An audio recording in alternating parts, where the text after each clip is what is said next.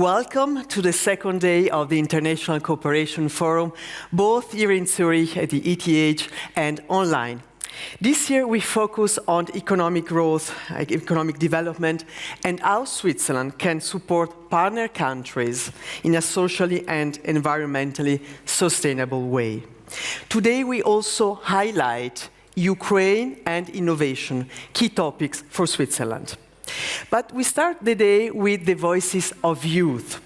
3 young students from ETH Zurich, part of ETH for Development, are committed to driving global sustainable development.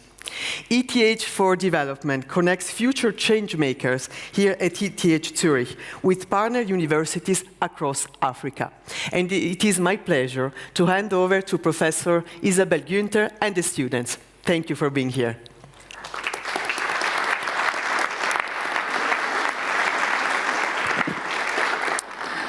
Bonjour à tous, un plaisir de vous voir ce matin ici. Herzlich willkommen an der ETH am zweiten Tag des IC Forum. It's my great pleasure to moderate this first session today. And today we're going to give the floor to ETH students about their vision, how they want to contribute to global development. There are obviously hundreds of students at ETH who are working on innovations, working really hard on innovations and their vision for global impact. But we decided to only invite 3 to also give them a bit of space to talk about what they're actually doing. 6 minutes, sorry for that, but we are very excited to hear about your research. Standing here, and I was looking at this the whole day yesterday, we have the very important question, what matters? And I want to start with this again today. And to answer this question, what matters, I actually want to quote one of the very famous economists, Amartya Sen, and I quote, "What matters in development is human development, which means to increase our capability to lead the kind of lives we have reason to value and to reach our full potential as human beings." And then he goes on in his book, Development as Freedom. So the final objective of development should not be economic growth, which we have on the left side, but expanding human capabilities. So what type of economic growth matters? The economic growth that benefits people, inclusive economic growth, and growth that decreases inequality. This session is called Change in Perspective, and we have several changes in perspectives. The first one is we have very young visionaries. From yesterday, we had very experienced experts. The other important change in perspective is yesterday we talked a lot about practice. Now we're talking about research, so the area of unexplored knowledge. And the last point is that yesterday we also talked a lot about policies and investments, and this session is really focused on technological innovation, which is the heart of ETH. So why is technological innovation so important for economic development? And I just want to remind us of this. There are 3 reasons. The first one is with technological innovation, we can help people to live the lives they want with the same income. Or getting back to yesterday, there was the analogy of a cake that the Director General of WTO make with technology. We can actually nourish more people with the same size of a cake, so the cake gets more nutrient. Second, another point of technology is that obviously it's very important for economic growth to happen. And this is also why ETH was founded, to support Switzerland in its development with technological innovation. Getting back to the cake, technology is kind of the magic to make the cake grow with the same amount of flour and eggs. And third, technology, and we'll hear about today, the technologies we hear about is health, education, and mobility and how to improve it. So directly improving human capital, sorry for the economic term. But human capital, and this is for once where all economists agree, and I can tell you it's rarely that they agree on anything, that human capital is like the foundation of economic development.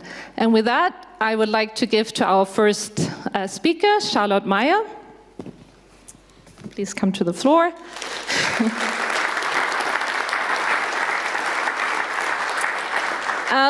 So we go through research like from the beginning to the end. So we start with Charlotte's research, which is still a bit early stage. You're in your second year at ETH in material engineering, and she focuses on innovative biomaterials to address under-researched medical problems. And the stark inequalities in survival rates around the world motivate her to develop more effective and more accessible treatments, and particularly, and I think this is really important for the millions of women who give birth every year around the world. Thank you, Charlotte.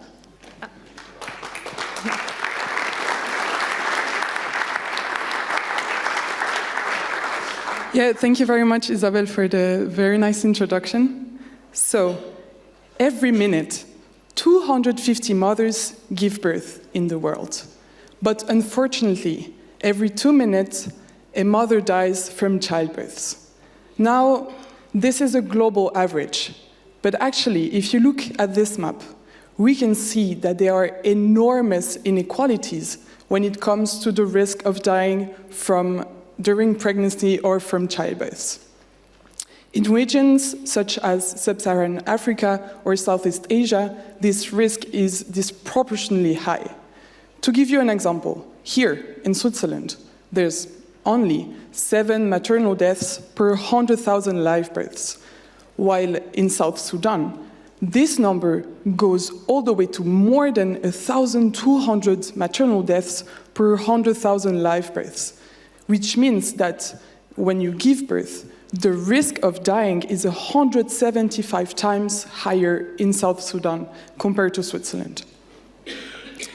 In the context of the Sustainable Development Goals, it was decided that as a global community, we would reduce this number to less than 70 maternal deaths per 100,000 live births.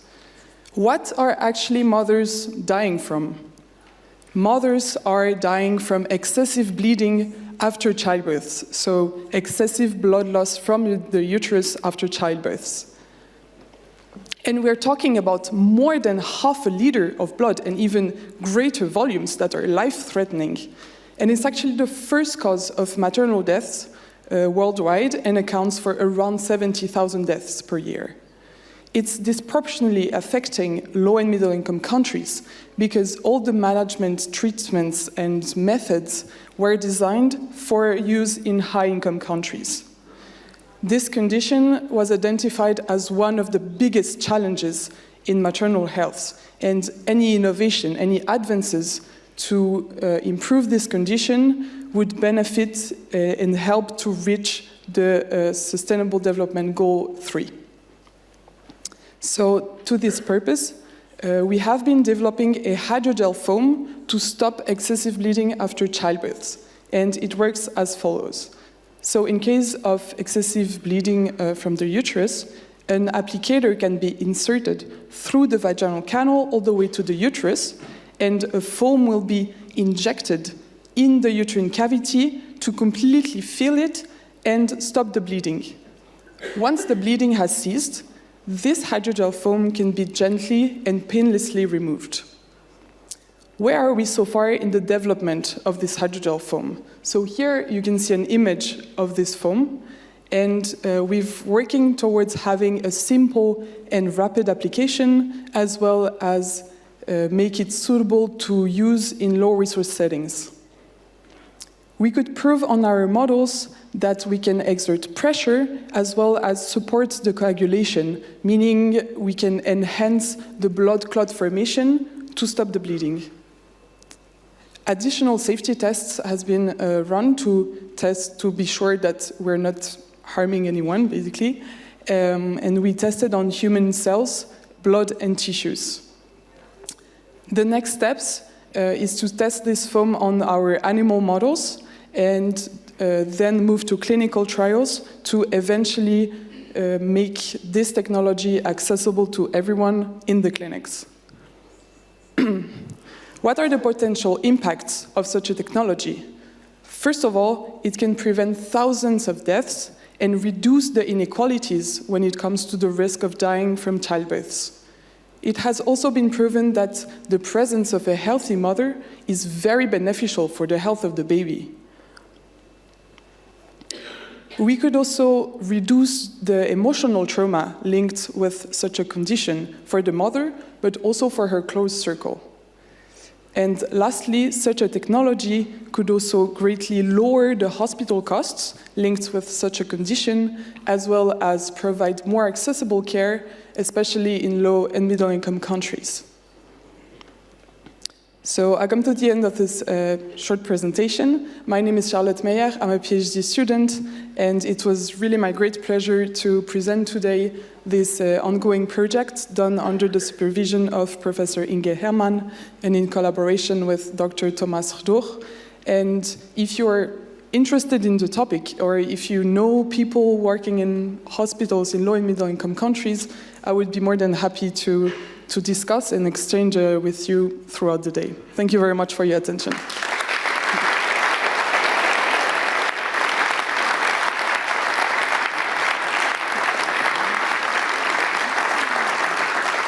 Thank you very much for this very insightful presentation. Since you've just mentioned at the end, you know, if people want to partner up with you and know if hospitals could try this, I have a question, like what needs to be in place at health centers that this technology can actually be used? Because often we face challenges of lack of electricity, lack of clean water at the most rural health centers. So what's kind of the minimum that needs to be in place?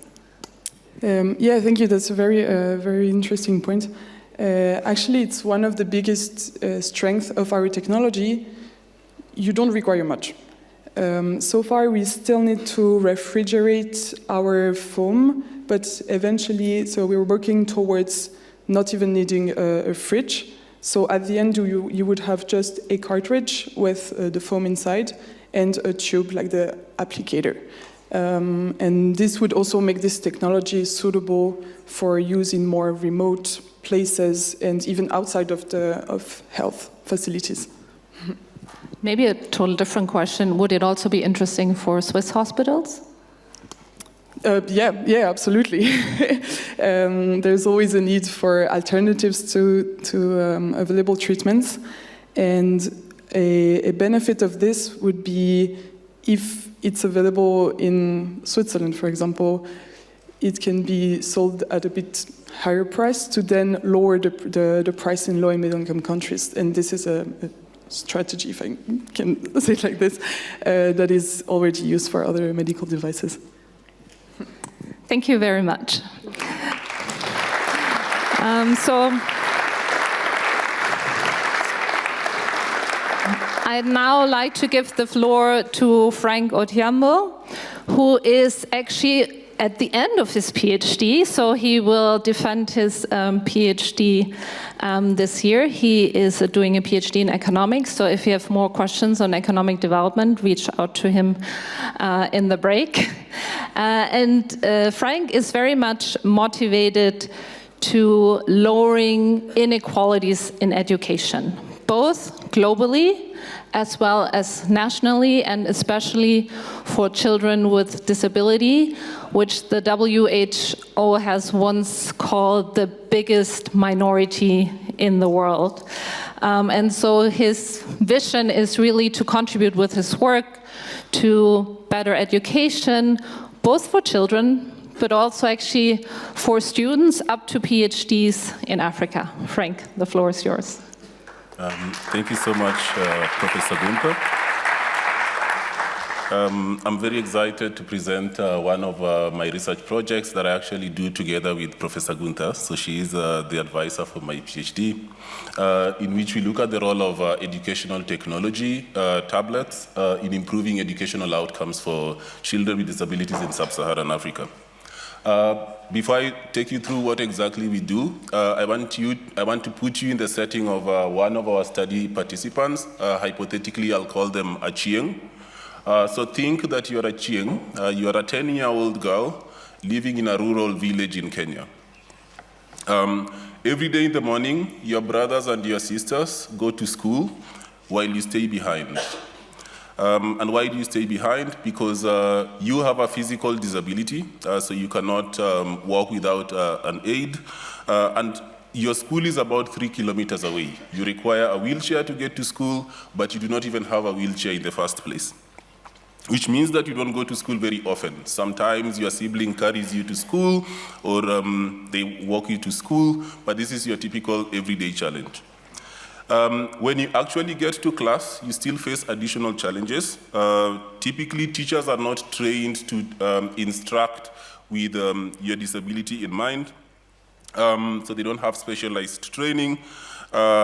Typical class is pretty large, so on average, maybe 50, 60 children in one class, so the teacher is really strained, and as a result, you are left behind. So you're not able to perform a simple math function, and you're not even able to read a simple sentence in English. So this is exactly what we do. Our project actually looks at addressing 2 of the SDGs, SDG 4 on improving quality education, particularly literacy and numeracy for children with special needs, but also SDG number 10, which is reducing inequalities within and across countries. So as I mentioned, we are looking at the role of educational technology in improving children with disabilities' abilities to read simple phrases, but of course also more complicated phrases, but also to be able to perform more math functions, given the setting that are presented. So we provide children with disabilities in a rural setting in Kenya, in Homa Bay County, with a tablet that has educational material, which they are able to go through at their own pace. So they can study math, and they get to decide what exactly they study, in what pace, at what level. The material is offline access, and it also has gamification, so there's incentives for them to study. The more you study, the more coins you get, which means that the more games you can play within the app. We also provide them with solar panels to charge the tablets, given electricity concerns that have also been discussed by the previous participant. And you might ask yourself, I mean, we should expect that this kind of intervention should support children with even in sub-Saharan Africa, so why is it important to test this kind of intervention? So there's a bit of a constraint. So the first constraint is that technology adoption in many parts of Africa, particularly rural settings, is quite low. So on average, about 36% of people in rural Kenya own a smartphone.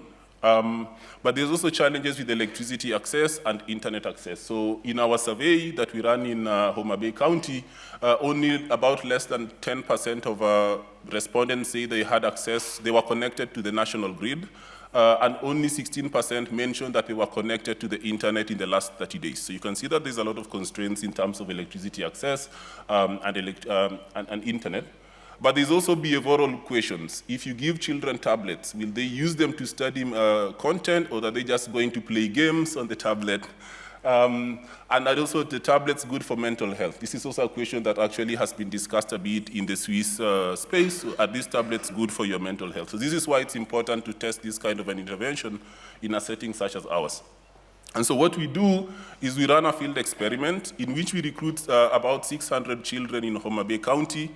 We have a treatment group, so a set of children, we provide them tablets, but we do not provide it to another set of participants, and the idea is to compare literacy rates and numeracy rates across these two groups over time. So what do we find?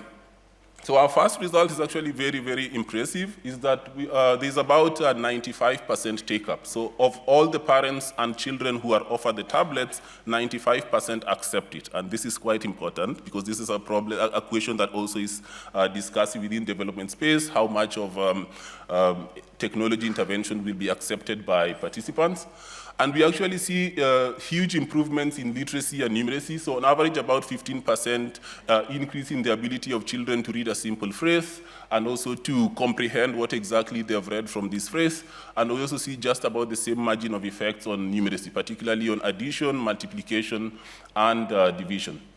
And these impacts are actually much bigger than the median effect sizes that have been observed for other interventions in education addressing literacy and numeracy, so quite large effects. So what have we learned so far? So the first thing is that we, of course, then can observe that technology can actually support education, even in low-income settings, also for persons with disabilities. We also then observe that electricity and internet support can actually aid usage. I mentioned that the technology provided enables offline access, so the children do not need the internet to access the material, and we also provided them solar panels to sort of like smooth the electricity concern. We also observed that there is no change in mental health outcomes for our participants who receive the tablets when compared to those who do not receive the tablets. And I think this is a very strong case for foreign aid, which is actually part of why we are here. I think foreign aid really plays a big role in alleviating some of these concerns, particularly, as I mentioned, SDG 4 and SDG 10 on quality education and reducing inequalities. Thank you so much.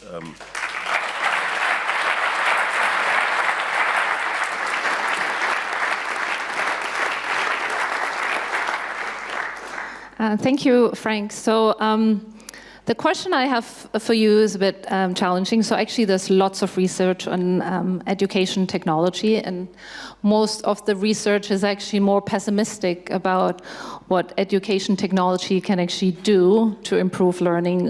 Why do you think your research kind of shows this positive and even large positive effects? Yeah, okay, so first of all, the literature is actually quite mixed on the role of educational technology. So some studies actually find positive effects. They do not focus on children with special needs, but some studies find positive effects, some others find negative effects. I would say rather mixed. But I think one important thing, advantage of this project is that first, we tested an innovation in which we provide offline access. So we smooth access to the internet, but we also provided solar panels to our participants, which actually is very sustainable because they only use the sun to charge these panels, and it's actually cheap, so no cost on them. We provided these panels. I think these are like really two important reasons why this has worked. But I also know that there's been debate about, for example, providing laptops versus providing tablets and how these work in these sort of settings. So I think the fact that we actually provide tablets might be another reason why this works better than, for example, providing laptops, which are more electricity intense. Thank you very much, Frank. Thank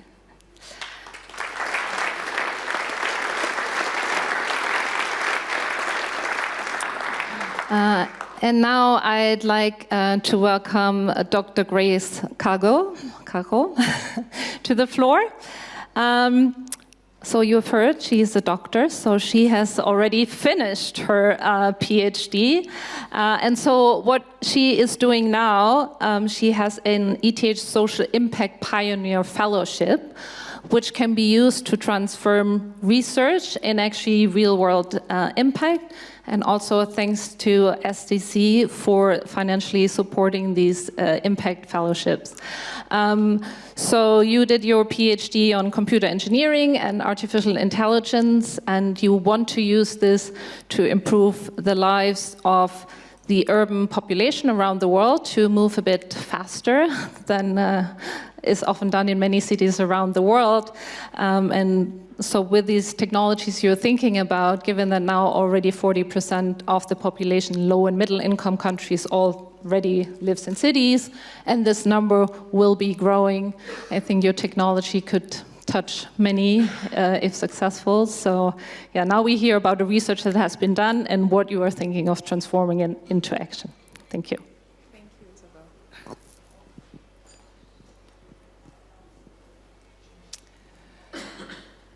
Imagine you were standing 2 hours in traffic to get here, and you're going to spend another 2 hours to go back. This is Lagos.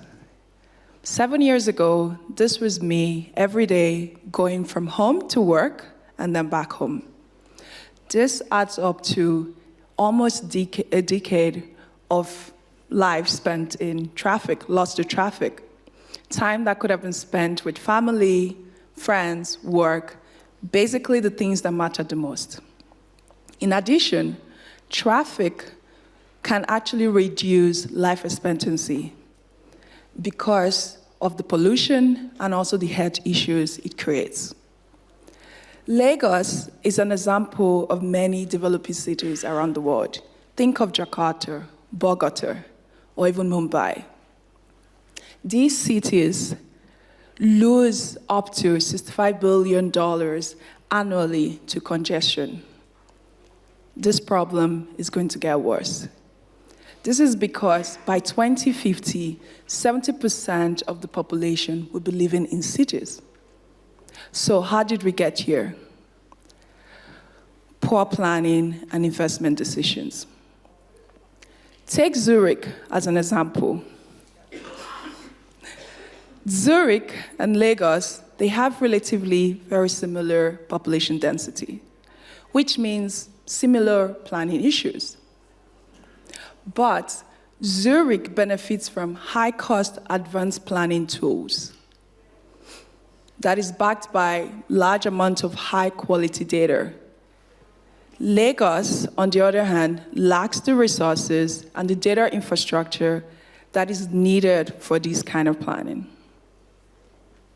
There is hope. Luckily, with novel data sources and technologies such as AI, we can get here at lower cost. This is where Urban Echo comes in. Urban Echo basically provide low-cost advanced solutions for building sustainable cities. At Urban Echo, we're building digital twins of urban systems for low and middle income countries. By digital twins, we mean virtual replicas of the cities, which then allows us to model the human behavior and allows for data-driven decision-making. Right. So how do we do this? First, following research, years of research at ETH Zurich, we've developed a technology that allows us to use novel data sources such as satellite imagery, mobile phone data, sensors, surveys, to predict how people spend their time within a city. And we use this data and model to create a digital twin of how people interact with your city's infrastructure. Basically, anybody can then use this digital twin to visualize your city and predict the effect of different policy scenarios. For ease of interaction with the digital twin, we layered on top of it generative AI. This means that policy planners, practitioners, or you yourself can then make evidence-based decisions easily on topics like infrastructure development, the environment, or even improving transportation, for example. At the same time, of course, we do this while maintaining the privacy of the people. So, the future for us at Urban Echo is to grow with cities, to empower cities to act decisively, proactively, not reactively, to plan and be prepared for the rapid urbanization that we know is coming and the impact of climate change. For us, it's also important that on the long run, we also go towards a particular time where we have better health and well-being for people, and we have increased life expectancy and productivity. So, join us to create this kind of future where we're building cities for people, no matter whether you're in Zurich or Lagos. Thank you.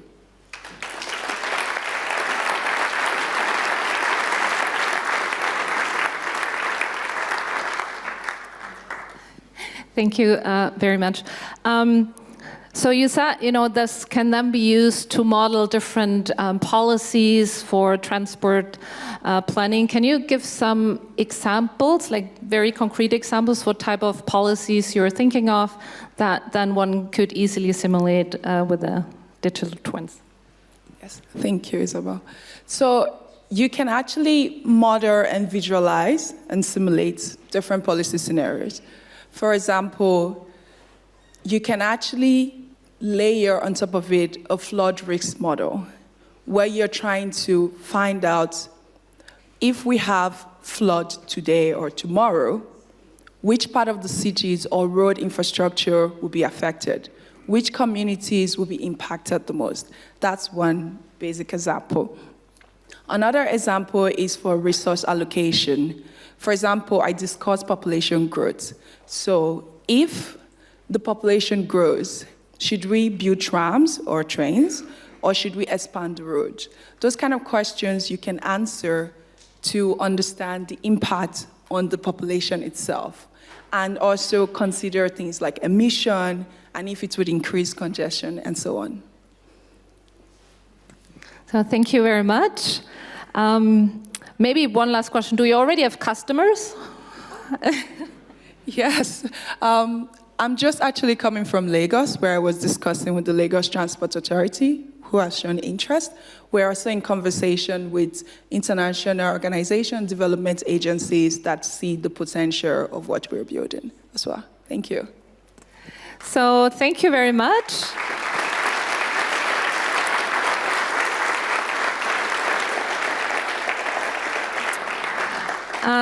So to conclude, yesterday, Director Danzi has said what she wants of these IC forums is that they're innovative, inspirational, and inclusive.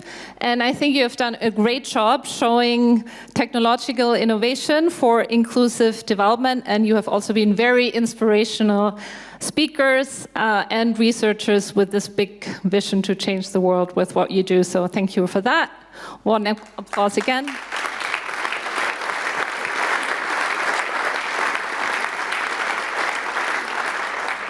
And I think particularly because you're looking at population groups that maybe sometimes are not the first on the agenda, women giving birth, children with special needs, poor urban slum dwellers.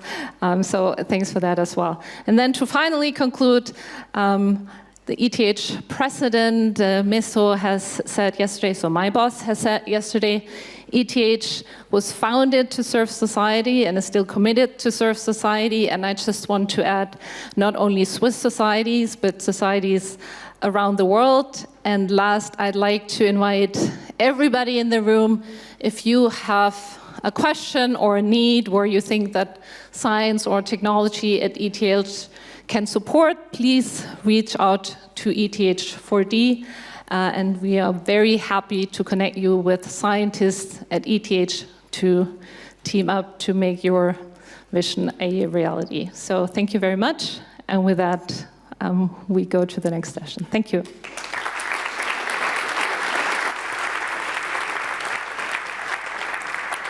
And thank you, Professor Günther, and of course, thank you to the researchers for your projects and your commitment. Thank you very much.